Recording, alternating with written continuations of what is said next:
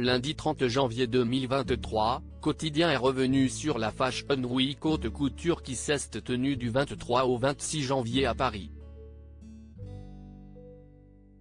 Dans son transpi, Étienne Carbonnier partage des moments très drôles vus par les Parisiens. Et d'autres un peu plus amers avec Anna Wintour. La Fashion Week haute couture s'est tenue à Paris du 23 au 26 janvier 2023. Ce qui implique qu'une multitude de stars et de mannequins ont défilé aussi bien sur le podium que dans les rues de la capitale. Lundi 30 janvier 2023, Quotidien est revenu en images sur cet événement qui a enthousiasmé certains et en a profondément agacé d'autres.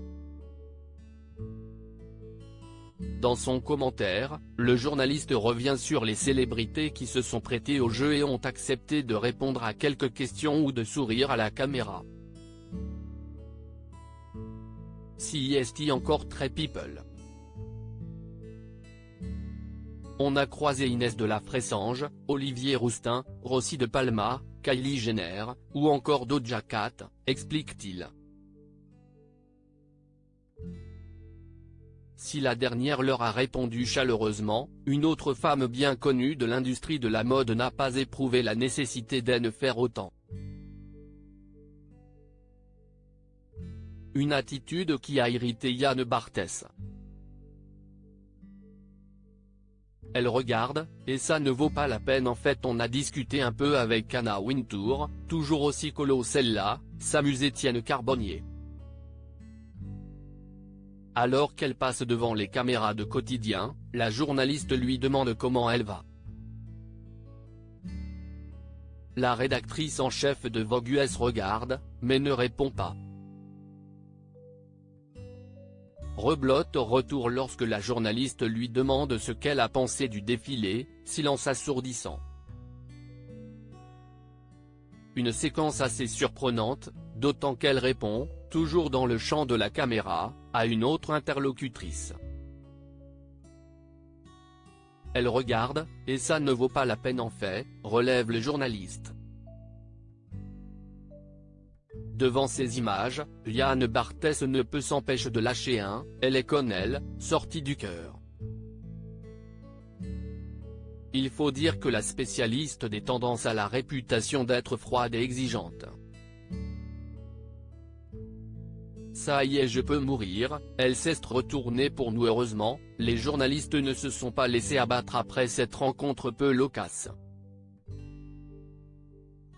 Ils se sont amusés du défilé Victor et Rolf et ses robes à l'envers. Devant l'une des salles de défilé, ils ont également interviewé des passants sur leur style assez particulier et sur leur coiffure déjantée. Exit les stars, le trottoir des différents lieux a également été arpenté par les journalistes qui ont découvert qu'il s'agissait d'un véritable studio photo à ciel ouvert.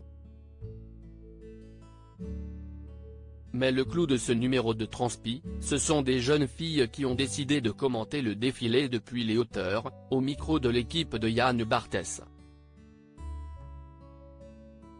Ces dernières ont donné de la voix pour complimenter une série de looks, s'étonner sur d'autres, et manifester leur amour à Léna Marfouf et à Anna Tawai. Lesquelles ont levé la tête et les ont gratifiées d'un geste de la main et d'un sourire. Ça y est, je peux mourir, elle s'est retournée pour nous, s'est exclamé l'une d'entre elles au sujet de l'actrice du Diable d'Habillement Prada, film dans lequel Meryl Streep interprète avec brio une copie très ressemblante d'Anna Wintour. À lire aussi Fashion Week 2023, Kylie Jenner, Carla Bruni, Catherine Deneuve. Les stars renversantes au défilé Jean-Paul Gaultier.